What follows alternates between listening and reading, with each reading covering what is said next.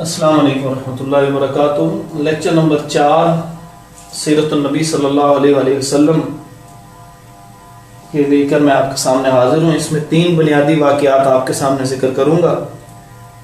ایک ہجرت حبشہ ہے۔ ہجرت حبشہ کیا چیز ہے؟ رسول اللہ صلی اللہ علیہ وسلم نے جس وقت تمام لوگوں کو دین اسلام کی دعوت دی تو بہت سے لوگ آپ کے خلاف ہو گئے۔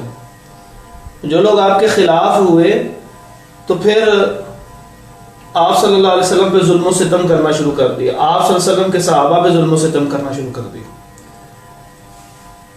تو نبی پاک صلی اللہ علیہ وسلم نے اللہ تعالیٰ کے حکم سے مکہ میں جو مسلمان تھے چند ایک، ان کو اجازت دے دی کہ آپ ان کے ظلم و ستم سے بچتے ہوئے آپ ہجرت کر جائیے۔ مکہ کے اندر آپ صلی اللہ علیہ وسلم کی رہائش تھی۔ یہاں سے اس رخ ایتھوپیا جو افریقہ کے اندر ہے اور اس کا پرانا نام حبشہ تھا، یہاں پر آپ صلی اللہ علیہ وسلم نے ہجرت کی اجازت دے دی۔ یہ عیسائی ملک تھا، یعنی یہاں پر جو بادشاہ تھا وہ عیسائی تھا اور پوری سلطنت میں زیادہ تر عیسائی ہی رہتے تھے، اور اس کے ہر بادشاہ کو نجاشی کہا جاتا تھا۔ یعنی یہ نجاشی کسی بندے کا نام نہیں ہے، یہ ہمارے یہاں غلط مشہور ہے۔ نجاشی ایک ڈیزگنیشن نیم ہے، اور نجاشی کا اس زمانے کے نجاشی کا جو نبی پاک صلی اللہ علیہ وسلم کے زمانے کا تھا اس کا نام اسحمہ تھا۔ تو 12 مرد اور 4 عورتیں، یعنی کل 16 افراد کا قافلہ پہلی ہجرت کر کے حبشہ کی طرف کر کے گیا، اور اس کے اندر جو امیر سفر تھے وہ حضرت عثمان رضی اللہ عنہ تھے، اور عثمان رضی اللہ عنہ کی بیوی سیدہ رقیہ بنت رسول اللہ صلی اللہ علیہ وسلم، یہ رسول اللہ صلی اللہ علیہ وسلم کی دوسری بیٹی ہیں۔ تو یہ آپ صلی اللہ علیہ وسلم نے عثمان رضی اللہ عنہ کے ساتھ ان کا نکاح کیا تھا، تو ان کو امیر سفر بنا کے بھیجا۔ تو ان 4 عورتوں میں رقیہ رضی اللہ عنہ اور 12 مردوں میں عثمان رضی اللہ عنہ، اور ان 16 کا قافلے کے سربراہ حضرت عثمان رضی اللہ عنہ تھے۔ یہ یہاں پر آ گئے۔ اب جب یہ یہاں پر آ گئے تو پیچھے نبی پاک صلی اللہ علیہ وسلم ایک دن حرم کے اندر، یعنی خانہ کعبہ کے سائیڈ والا جو حصہ جہاں مطاف ہے، ادھر سورۃ النجم کی تلاوت کر رہے تھے۔ کافر نبی پاک صلی اللہ علیہ وسلم جب تلاوت کرتے تو سیٹیاں مارتے، شور شرابہ کرتے، لیکن آپ صلی اللہ علیہ وسلم اتنا خوبصورت قرآن پڑھتے تھے کہ جب آپ صلی اللہ علیہ وسلم قرآن پڑھ رہے ہوتے تو لوگ جیسا بھی کر رہے ہوتے کچھ نہ کچھ غور سے سننے لگ پڑتے۔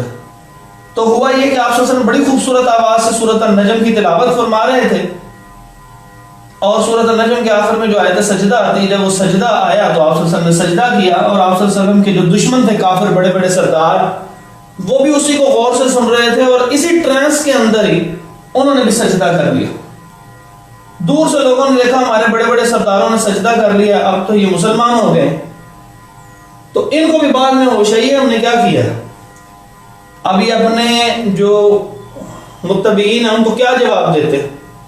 تو اس وجہ سے انہوں نے کیا کیا کہ مشہور کر دیا، جھوٹی بات مشہور کر دی کہ نبی پاک صلی اللہ علیہ وسلم نے جو سجدہ کیا ہے وہ اس میں یہ بھی پڑھا تھا، جن آیات کو سجدہ کیا اس میں یہ بھی آیات شامل تھی، نعوذ باللہ، کہ تلک الغرانی کالعلا وان شفاعتہن لترتجی، کہ یہ جو دیوی دیوتا بت ہے جو ہم نے خانہ کعبہ کے ارد گرد لٹکائے ہیں، اندر لٹکائے ہیں، ان کی بڑی اللہ کے ہاں اہمیت ہے، اور ان کی ساری سفارش اللہ قبول کر لے گا، نعوذ باللہ۔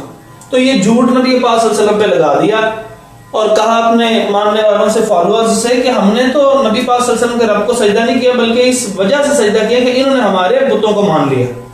یہ جھوٹی بات ایسے ہی انہوں نے مشہور کر دی۔ اب یہ جو مشہور ہونے والی رومر تھی، یعنی افواہ تھی کہ مسلمان ہو گئے، یہ ہوتی ہوتی حبشہ تک پہنچ گئی، اور یہاں سے افراد واپس آئے۔ جب مکہ کے قریب پہنچے تو ان کو معلوم ہوا کہ یہ تو جھوٹ ہے، تو اب کچھ واپس چلے گئے، کچھ مکہ میں دوبارہ آ گئے۔ جب آئے تو نبی پاک صلی اللہ علیہ وسلم کے ان ساتھیوں پہ اور باقیوں پہ اور انہوں نے ظلم تیز کر دیا کافروں نے۔ تو پھر نبی پاک صلی اللہ علیہ وسلم نے اللہ کے حکم سے دوبارہ اجازت دی کہ آپ کو ہجرت کر جائیے. تو یہ دوسری پھر ہجرت ہوئی اگلے سال. تو جب یہ ہجرت ہوئی تو اس کے اندر 82 مرد اور 18 عورتیں شامل تھیں. یہ تقریباً 100 افراد کا قافلہ یہ پھر حبشہ چلا گیا. اب مکے والوں نے کیا کیا کہ اپنے 2 افراد کو بھیجا کہ جاؤ جا کے مکے سے ان کو لے کر آؤ, یہ مکے واپس لے کر آؤ حبشہ سے. یہ یہاں پر آئے اور بادشاہ سے کہنے لگے کہ یہ ہمارے سے بھاگ کے آئے ہیں, تو آپ مہربانی کریں انہیں واپس کریں, یہ ہمارے ہیں لوگ. تو بادشاہ نے کہا بلاؤ کون افراد ہیں. جب آئے تو جعفر طیار رضی اللہ عنہ ان میں سے متکلم کے طور پر بات کریں گے. تو ایز اے اسپیکر آگے ہوئے اور ان کو کہا, بادشاہ نے اسحما یعنی نجاشی نے کہا کہ آپ کا کیا معاملہ ہے. تو انہوں نے کہا کہ اپنا مشہور خطبہ ہے, وہ بڑا ہی زبردست خطبہ ہے کہ انا كنا فی الجاہلیہ, اے بادشاہ ہم جہالت میں تھے, ہم چوری کرتے تھے, ڈکیتی کرتے تھے, بدکاری کرتے تھے, لوگوں پہ ظلم کرتے تھے, ان کا مال چھین لیا کرتے تھے, بتوں کی عبادت کیا کرتے تھے, اخلاقیات کچھ نہیں تھی. کہ اسی اسنا میں اللہ نے ہمارے ہاں ایک نبی بھیجا محمد رسول اللہ صلی اللہ علیہ وسلم کو, اس نے ہمیں ایک اللہ کی طرف دعوت دی اور اخلاقیات سکھائے. ہم نے ان کی بات مان لی. جب ہم نے ان کی بات مان لی تو یہ ہمارے خلاف ہو چکے. اب بادشاہ کو یہ بات سمجھ لگ گئی کہ یہ سچ کہہ رہے ہیں جعفر طیار رضی اللہ عنہ. انہوں نے کہا جی ہم آپ کو ان کے واپس نہیں بھیجیں گے, کیونکہ یہ انہوں نے آ کے خود ہمارے پاس آپ کے ظلم سے بچنے کے لیے بنا دی. اب رات کو ان دونوں نے یہ کیا کہ جو قریبی افراد موجود تھے, جو بادشاہ کے مصاحب درباری, ان کو کوئی انعام اکرام اور تحفے تحائف دیے قیمتی کہ صبح ہم جب بات کریں تو ہمارا ساتھ دینا. اور صبح جا کے انہوں نے کہا کہ بادشاہ آپ عیسائی ہیں, چلیں ہمارے بتوں کے متعلق تو یہ غلط عقیدہ رکھتے ہیں, اس وجہ سے ہم ان سے ناراض ہیں, تو آپ ان سے پوچھئے کہ یہ آپ کے عیسائی نظریات کے متعلق حضرت عیسیٰ علیہ السلام کے متعلق کیا نظریہ رکھتے ہیں. تو اب یہ ایک بڑا عجیب معاملہ تھا, کیونکہ عیسیٰ علیہ السلام کو اس وقت کے عیسائی جو ہیں وہ اللہ کا بیٹا کہتے تھے, نعوذ باللہ من ذالک, اور اسلام یہ کہتا ہے کہ وہ اللہ کے بندے اور رسول ہیں, بیٹے نہیں ہیں. اللہ کا تو کوئی بھی بیٹا نہیں ہے, لم یلد ولم یولد, نہ باپ نہ بیٹا. تو اب حضرت جعفر طیار رضی اللہ عنہ نے وہاں پر بھی کوئی مداحنت سے کام نہیں لیا. سورۃ مریم کی وہ آیات جن میں عیسیٰ علیہ السلام کی ساری حقیقت کے وہ اللہ کے بندے اور رسول ہیں اور بیٹے نہیں ہیں, یہ سارا واقعہ انہوں نے وہ سنا دیا ان کو. حضرت جعفر طیار رضی اللہ عنہ نے جب یہ بات ان کو بتائی تو جو عیسائی بادشاہ تھا, اب اس عیسائی بادشاہ کو یہ بات سمجھ آئی, اللہ رب العزت نے اس کے دل میں ڈالا کہ یہی درست بات ہے, اور وہ یہ سن کے زاروں کے تار رو رہا تھا. اور اس نے پھر نیچے سے ایک تنکا اٹھایا اور تنکے کو اٹھا کے کہا کہ اس ایک تنکے سے بھی زیادہ وہ حقیقت نہیں ہے جو کہ حقیقت حضرت جعفر رضی اللہ عنہ نے بیان کر دی ہے. یعنی جو آپ نے بیان کر دیا بس یہ کہ یہی اصل ہے, اور اس کے علاوہ جتنی باتیں بیان کی جاتی ہیں وہ ساری کی ساری من گھڑت ہے. تو یہی اس کا کلمہ پڑھنا تھا, یعنی اس نے عیسائیت کے پرانے عقیدے کو ترک کیا ہوا تھا اور حضرت محمد رسول اللہ صلی اللہ علیہ وسلم پر ایمان لایا. یہی اس کے ایمان کی نشانی تھی. یہی وجہ ہے کہ جس وقت یہ فوت ہوا نبی پاک صلی اللہ علیہ وسلم نے ان کا جنازہ غائبانہ پڑھایا تھا. تو بہرحال یہ لوگ واپس آ گئے, مکہ میں آئے اور ظلم و ستم اور تیز کر دیا. تو یہ تھی وہ ہجرت حبشہ کی کہانی. اگلا حصہ وہ ہے کہ جس وقت مار پیٹ سے تنگ پڑ گئے اور انہوں نے دیکھا کہ ہمیں کچھ بھی نہیں فرق پڑ رہا اور ہم نے کچھ شہید بھی کر دیے ہیں اور لوگ پھر بھی دھڑا دھڑ مسلمان ہو رہے ہیں, تو انہوں نے بائیکاٹ کر دیا, یعنی بول چال ختم کر دی اور اسی طرح لین دین ختم کر دیا. یعنی کسی بھی قسم کی میل ملاقات رسول اللہ صلی اللہ علیہ وسلم اور آپ کے ماننے والوں سے کو چھوڑ دی. تو نبی پاک صلی اللہ علیہ وسلم 80 کے قریب افراد خاندان اور صحابہ کے ساتھ مل کے وہ ایک جگہ پر گھاٹی میں چلے گئے جس کو شیب گھاٹی کو کہا جاتا ہے. تو چونکہ وہاں پر آپ صلی اللہ علیہ وسلم کے چچا بھی تھے, ان کا نام ابو طالب تھا, تو اس وجہ سے شیب ابی طالب کے نام سے وہ جگہ مشہور ہو گئی. اور وہیں پہ رہے یہ 3 سال تک. اور یہ بڑا ہی کٹھن مرحلہ تھا. مطلب اگر آپ کے پاس پیسے موجود ہوں اور آپ کو کوئی چیز فروخت نہ کرے تو آپ کہاں سے کھائیں گے؟ تو وہاں پہ بچے بھی ہوں گے، بڑے بھی ہوں گے اور بوڑھے بھی ہوں گے. یہ جس وقت یہ شیب ابی طالب میں گئے ہیں تو یہ نبوت کا کہ 7 سال ہو چکے تھے، یعنی 7 سال ہو چکے نبوت آئے. تو اس وقت جناب ابو طالب کی عمر جو تھی وہ 77 سال تھی، 77 ایئرس. آپ اندازہ لگائیں کہ اس عمر کے اندر بھی. تو اب وہاں پہ نہ کوئی کھانے کی چیز ہے نہ کوئی پینے کی چیز ہے. چپکے چپکے اگر کہیں سے کسی نے کچھ دے دیا تو کھا پی لیا. درختوں کے جو تھوڑے بہت پتے ہیں وہ کھا کے اپنی بھوک کو مٹایا جا رہا ہے. زیادہ تر انحصار پانی کے اوپر ہے. تو کتنی تکلیف کا یہ ایام تھے، اور یہ بہت ہی شدید تکلیف کا ایام تھا، مگر صبر و استقلال قائم رہے. اللہ تعالیٰ نے اب اس کے ختم کرنے کا کیا نظام بنایا کہ 3 سال گزر چکے تھے کہ ایک آدمی وہ جا رہا تھا کہ اس کو رستے میں دوسرا آدمی ملا. اس نے اس سے کہا کہ ہم لوگ کھانا کھا کے سوتے ہیں، ہمارے یہ جو افراد ہیں یہ بھوکے سوتے ہیں. 3 سال ہونے کو آئے، کتنی تکلیف کا معاملہ ہے. ہم ان کی طرف جانے کی کوشش کرتے ہیں تو ہمارے سے بھی بائیکاٹ کی دھمکیاں دیتے ہیں. کیونکہ کافروں نے کیا کیا تھا کہ کعبہ کے اوپر تحریر لگا دی تھی کہ ہم نے ان کا بائیکاٹ کیا ہے، تو مکے سے باہر سے آنے والے افراد بھی اگر ان سے ملیں گے تو ہم ان کو مکے کے اندر داخل آئندہ سے نہیں ہونے دیں گے اور کعبے کا طواف نہیں کرنے دیں گے، اور اس قسم کی پابندیاں لگا دیں. اس آدمی نے کہا کہ پوری دنیا کے لوگوں کو ہم کھلاتے پلاتے ہیں، آج بھی آپ کے سامنے عرب کے لوگ بڑے سخی ہیں. تو اس نے کہا کہ ہم اتنے لوگوں کو کھانا کھلاتے ہیں اور اپنے ہی ہمارے رشتہ دار بھوکے ہیں، گو کہ ہم مسلمان نہیں ہوئے لیکن ان کو بھوکا کیوں رکھ رہے ہیں ہم. دوسرے آدمی نے کہا بات تو ٹھیک ہے مگر ایک تم اور ایک میں ہوں، تو ہم کیا کر سکتے ہیں؟ انہوں نے کہا کوئی بات نہیں. تیسرے آدمی سے بات کی، وہ بھی مان گیا. وہ کہتا ہے ہم کیا کر سکتے ہیں. کرتے کرتے 5 بندے ہو گئے.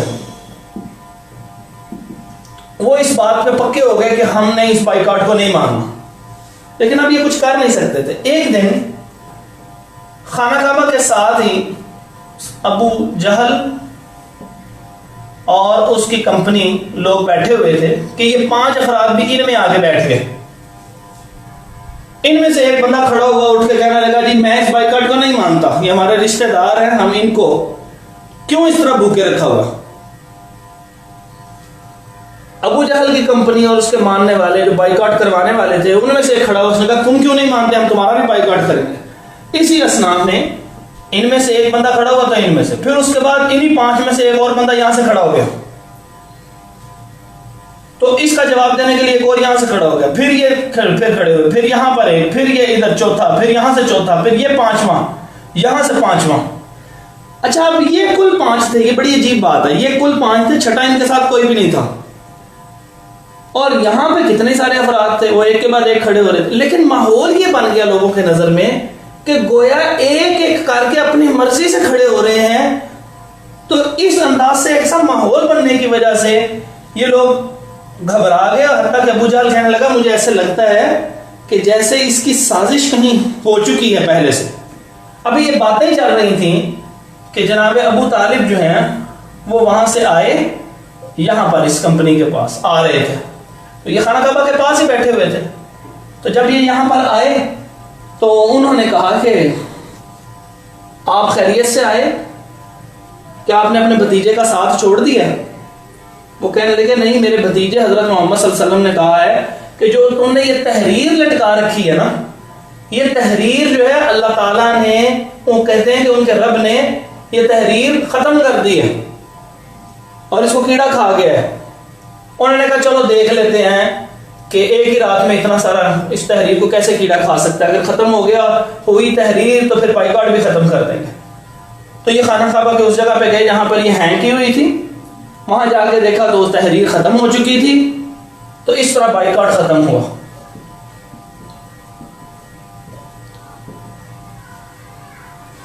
اچھا اب تیسرا حصہ جو ہے اس کا وہ اور ایک دلچسپ ہے، لیکن اس قصے کو شروع کرنے سے پہلے میں آپ سے عرض کرنا چاہتا ہوں کہ یہ جب اس مہینے کا رجب آیا، یعنی نبوت کے 10ویں سال، تو اس میں آپ صلی اللہ علیہ وسلم کے جو چچا ہیں وہ ابو طالب فوت ہو گئے۔ رمضان، رجب کے بعد شعبان، شعبان کے بعد رمضان، دوسرے مہینے 2 مہینے بعد رمضان آیا تو اس میں خدیجہ رضی اللہ عنہ فوت ہو گئی۔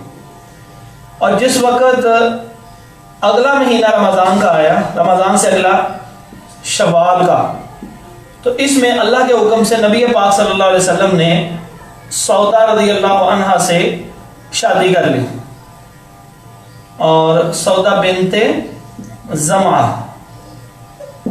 ان سے شادی کر لی۔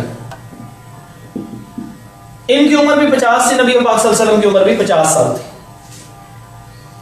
اور اسی مہینے میں پھر آپ صلی اللہ علیہ وسلم، چونکہ اب مکے والوں سے نا امید سے ہو چکے تھے کہ اب یہ تو ایمان نہیں لا رہے، تو اللہ تعالیٰ کے حکم سے پھر آپ صلی اللہ علیہ وسلم مکہ سے باہر ایک بستی کی طرف گئے جس کا نام طائف تھا۔ اور یہ ہماری آخری کہانی، تیسری کہانی ہے، اور اس کہانی میں ہم بتائیں گے طائف کا سفر کیسے ہوا۔ تو اس میں ہوا یہ کہ اسی مہینے کے اندر نبی پاک صلی اللہ علیہ وآلہ وسلم، یعنی شوال کے مہینے میں نبی پاک صلی اللہ علیہ وآلہ وسلم وہ طائف جاتے ہیں، اور آپ صلی اللہ علیہ وسلم کے ساتھ آپ صلی اللہ علیہ وسلم کے منہ بولے بیٹے زید بن حارثہ ہیں۔ اب جب یہ طائف کی بستی مکہ سے تھوڑی دور ہے، زیادہ دور نہیں ہے، اور یہاں پر آپ اس بستی کی کیفیت کا اندازہ لگائیں، یہ بڑی سبز و شاداب ہے اور بڑی ٹھنڈا علاقہ ہے۔ ٹھنڈے علاقے کے ماحول سے لوگوں کے مزاج بھی کچھ اچھے ہوتے ہیں، لیکن نبی پاک صلی اللہ علیہ وسلم کے ساتھ ان کی بدسلوکی مشہور ہے۔ یوں سمجھیں کہ یہ مکہ ہے اور یہاں پر طائف کی بستی ہے اگر، تو جب طائف کی بستی کے قریب پہنچے، بالکل دروازے کے، یعنی سمجھ لیں کہ بستی میں انٹر ہونے لگے، تو وہاں پر ان کے 3 سردار تھے، سردار، اور یہ تینوں ہی سگے بھائی تھے۔ اصل میں طائف کا سردار ان کا والد تھے۔ آپ صلی اللہ علیہ وسلم نے ان سے جا کے اسلام کو متعارف کروایا کہ اس طرح اللہ تعالیٰ ایک ہے، بتوں کی پرستش نہیں کرنی چاہیے، لیکن انہوں نے ماننے سے انکار کر دیا۔ نبی پاک صلی اللہ علیہ وسلم طائف میں داخل ہوئے، لیکن وہاں پر آپ صلی اللہ علیہ وسلم نے 10 دن تبلیغ کی۔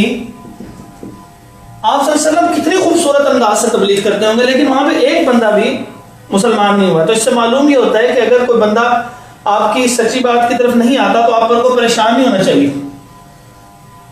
آپ صلی اللہ علیہ وسلم واپس جانے لگے تو انہوں نے نوجوان بدتمیز لوگوں کو آپ صلی اللہ علیہ وسلم کے پیچھے کیا، جنہوں نے آپ صلی اللہ علیہ وسلم پہ سنگباری کی، پتھر مارے۔ آپ صلی اللہ علیہ وسلم وہاں سے تیزی سے نکلے، آپ صلی اللہ علیہ وسلم اور آپ صلی اللہ علیہ وسلم کے منہ بولے بیٹے زید بن حارثہ رضی اللہ عنہ، اور وہاں پہ آپ صلی اللہ علیہ وسلم جا رہے ہیں۔ آپ تصور کریں کہ وہ آپ کو پتھر مار رہے ہیں، اور پتھر پہلے کپڑوں پہ لگتے ہیں، کپڑوں کے اندر جو ہے وہ جسم پہ سویلنگ ہوئی ہوگی، سوج ہوئی ہوگی، پھر وہ زخم بنا ہوگا، پھر خون نکلا، پھر پورے کپڑوں سے بھیگتا بھیگتا خون رستہ ہوا جوتوں کے اندر آ گیا۔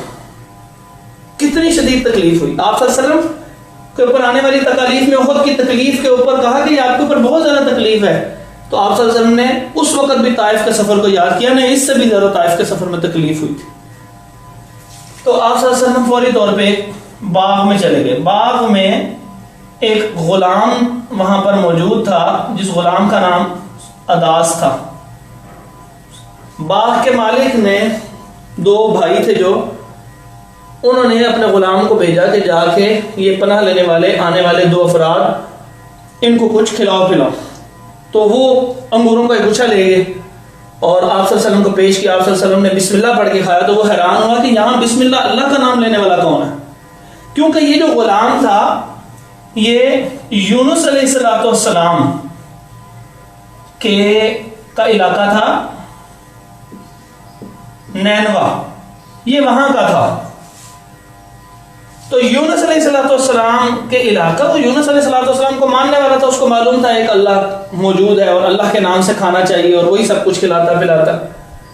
تو اس نے حیران ہو کے پوچھا کہ پورے علاقے میں کبھی کسی نے اللہ کا نام لے کے نہیں کھانا یہ کھایا کچھ، تو آپ کون ہیں؟ تو آپ صلی اللہ علیہ وسلم نے ان سے ان کا تعارف پوچھا، تو انہوں نے بتایا کہ میں یونس علیہ السلام کے علاقے نینوا سے ہوں. تو آپ صلی اللہ علیہ وسلم نے فرمایا یونس علیہ السلام میرے بھائی تھے، یعنی وہ بھی نبی تھے اور میں بھی نبی ہوں. وہ غلام بڑا خوش ہوا. پھر وہاں پہ آپ صلی اللہ علیہ وسلم وہاں سے نکلے تو اللہ تعالیٰ نے فرشتے بھیجے پہاڑوں کے، جبرائیل علیہ السلام کے ساتھ فرشتہ بھیجا کہ آپ اگر حکم کریں تو اس بستی کو دو پہاڑوں کے درمیان پیس دیا جائے، کہ جو انہوں نے بدسلوکی آپ سے کی، مگر آپ صلی اللہ علیہ وسلم نے وہاں پہ ان کے لیے دعا کی. اس کے بعد آپ صلی اللہ علیہ وآلہ وسلم جو ہے وہاں سے نکلے اور ایک رستے میں ایک وادی تھی جس کا نام نخلہ ہے، تو وہاں پر آ گئے آپ صلی اللہ علیہ وسلم. تو وہاں پہ آپ صلی اللہ علیہ وسلم قرآن مجید پڑھ رہے تھے. آپ صلی اللہ علیہ وسلم کی عادت تھی کہ وہ ہر وقت قرآن کا احساس کیا کرتے، قرآن مجید پڑھا کرتے تھے. تو وادی نخلہ میں آپ صلی اللہ علیہ وسلم قرآن پڑھ رہے تھے کہ جنوں کی ایک جماعت آئی اور اس نے قرآن سنا اور وہ مسلمان ہو گئی. تو یہ اللہ تعالیٰ کی طرف سے ایک آپ صلی اللہ علیہ وسلم کے لیے ایک تسلی تھی کہ اگر مکہ والے نہیں مانتے، آپ صلی اللہ علیہ وسلم کے قریبی عزیز آپ کے دشمن بن گئے، آپ سے بائیکاٹ کرتے رہے، آپ باہر گئے، باہر والوں نے آپ کو کیوں نہیں مانا، آپ کے اوپر سنگ باری کی، آپ صلی اللہ علیہ وسلم پہ پتھر مارے، لہو لہان ہو گئے، کوئی نہیں مان رہا، تو آپ پریشان نہ ہو، اللہ تعالیٰ کوئی ایسے افراد بھیج دے گا کہ جو آپ پر ایمان لائیں گے. حتیٰ کہ جنوں کی ایک جماعت بھیج دی جو ایمان لائی. تو اس سے معلوم ہوا کہ یہ ہدایت اللہ تعالیٰ کے پاس ہے، تو انسان اپنا کام کرتا رہے اور پریشان نہ ہو کسی بات پر. جن کون ہوتے ہیں؟ جن آگ سے بنے ہیں، ان کا انکار نہیں کیا جا سکتا، بلکہ قرآن مجید کی آخری آیت آخری آیت میں جن کا تذکرہ ہے، من الجنۃ والناس، سورۃ الناس کے اندر. اسی طرح 29ویں پارے میں ایک پوری سورت ہے جس کا نام سورۃ الجن ہے. اسی طرح جو شیطان ہے وہ بھی جن تھا، وہ فرشتہ نہیں تھا. ہمارے یہاں غلط مشہور ہے وہ فرشتہ ہے یا فرشتوں کے قبیلے کا نام جن تھا، ایسا نہیں ہے. فی الحقیقت وہ جن تھا. کان من الجن ففسق عن امر ربہ، سورۃ الکہف میں آتا ہے وہ جنوں میں سے ایک جن تھا بس جو ایک مخلوق تھی.